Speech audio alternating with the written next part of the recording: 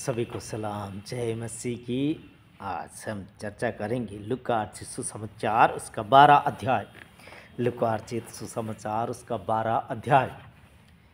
परमेश्वर के कलाम को सुनेंगे और उस पर मनन करेंगे। परमेश्वर क्या चाहता है? परमेश्वर कहता है आज के कलाम के द्वारा कि परमेश्वर पर भरोसा रखो, जिसने हमें बनाया है। मैं बार बार कहता हूँ कि इस माटी के पुतले के अंदर जिसने ये सांस को, हमारे नथनों के अंदर सांस को फूंका है, उस पर भरोसा रखो।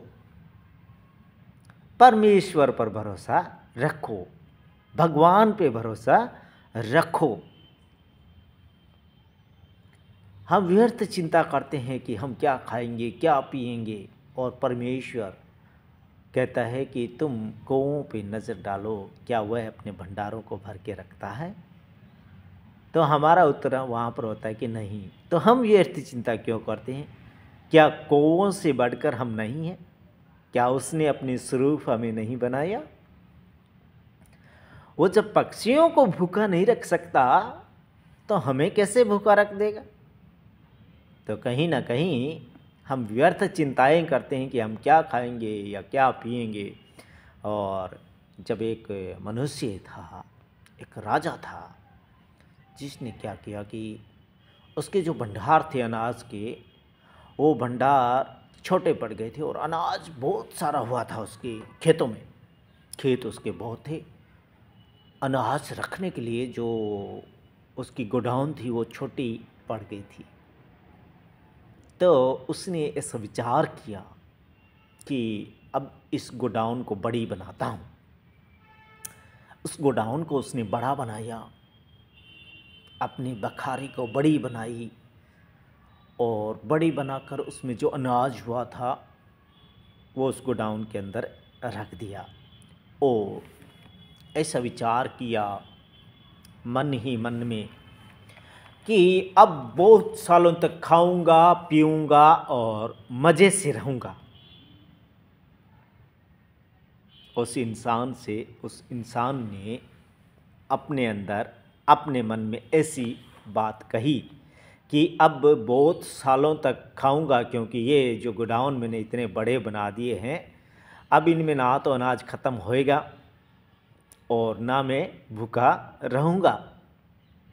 तो बहुत सालों तक खाऊंगा और ऐश करूंगा, आराम से रहूंगा। लेकिन उसी पल परमेश्वर का फरिश्ता या परमेश्वर की आवाज़ फरिश्तों के द्वारा आई कि आज ही रात तेरे प्राण तुझसे ले लिए जाएंगे, तेरी आत्मा इस माटी के पुतले से निकाल दी जाएगी। आराम कहाँ से करेगा? तो हमें व्यर्थ सोचना कभी नहीं है। अब आपके समझ में आई ये बात कि हमें संसार में रहते हुए ये कभी नहीं सोचना है कि अब हमने अच्छे मकान बना लिए, हमने अच्छी गाड़ियाँ ले ली, बैंक में बैलेंस बहुत सारा है, कोई कमी है नहीं हमें, अब खाएंगे पिएंगे और ऐश करेंगे। ऐसा कभी नहीं सोचना है। परमेश्वर पर भरोसा रखना है, परमेश्वर से बातें करनी है और परमेश्वर के साथ हमेशा परमेश्वर के कामों में आगे आना है। उसके गीत भजन गाने हैं, उसकी स्तुति आराधना करनी है। जब आप अकेले होते हो, परमेश्वर को धन्यवाद दीजिए, भगवान को धन्यवाद दीजिए कि हे पिता, हे अब्बा, हे बाबा, तूने मुझे इस धरती के ऊपर जिंदा रखा, मुझे खाने के लिए मन्ना दिया, मुझे खाने के लिए रोटी दी। मैं तेरा धन्यवाद करता हूँ।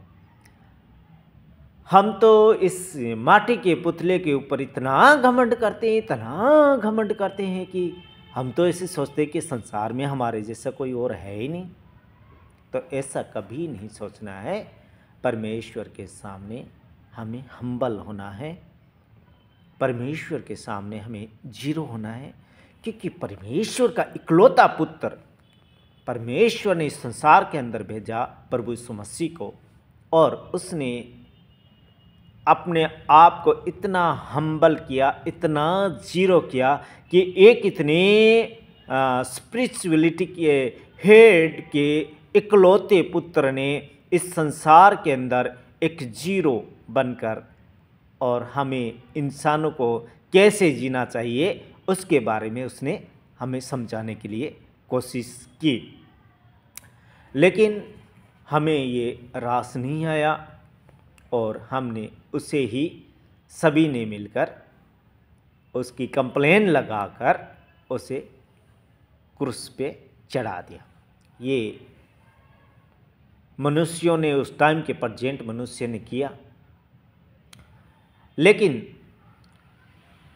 उसने कैसे जीना सिखाया था कि अपने आप को प्रेम करो, परमेश्वर से प्रेम करो और घमंड नहीं करना है। घमंड से आंखें चढ़ाकर किसी के साथ बातें नहीं करनी है। अपने पड़ोसी से अपने समान प्रेम करो कि ये भी हमारा भाई है।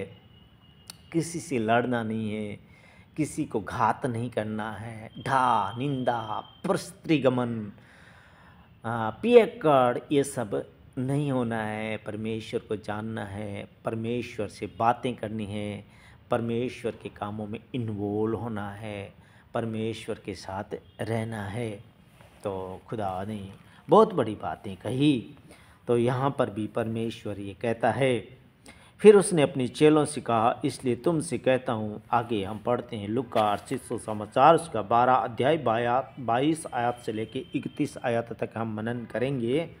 फिर उसने अपने चेलों से कहा, मैं तुमसे सच कहता हूँ, अपने प्राण की चिंता न करो करो हम क्या खाएंगे, न अपने शरीर की कि हम क्या पहनेंगे। क्या खाएंगे और क्या पहनेंगे, अपने शरीर की, अपने प्राण की चिंता करनी नहीं है। क्योंकि भोजन से प्राण और वस्त्र से शरीर बढ़कर है। वस्त्र से शरीर बढ़कर है और भोजन से प्राण बढ़कर है। क्योंकि भोजन से प्राण और वस्त्र से शरीर बढ़कर है। को पर ध्यान दो, वे न बोते हैं, न काटते हैं, न उनके भंडार और न इकट्ठा होता है, तो भी परमेश्वर ने पालता है। तुम्हारा मूल्य पक्षियों से कहीं अधिक है। परमेश्वर का कलाम कहता है कि मनुष्य का मूल्य पक्षियों से कहीं गुना अधिक है। कई गुना हमारा मूल्य पक्षियों से अधिक है। कों पर ध्यान दो, वे न बोते हैं, न काटते हैं, न उनके भंडार और न इकट्ठा होता है, तो भी परमेश्वर उन्हें पालता है। तुम्हारा मूल्य पक्षियों से कहीं अधिक है। पक्षियों से कहीं अधिक है हमारा मूल्य, मानव जाति का मूल्य, आदमी का मूल्य कहीं अधिक है। तुम में से ऐसा कौन है जो चिंता करने से अपनी आयु में से एक घड़ी भी बढ़ा सकता है। ऐसा कौन है जो चिंता करके अपनी आयु में से एक घड़ी, दिन नहीं एक घड़ी बढ़ा सकता है। चिंता करके कोई नहीं बढ़ा सकता।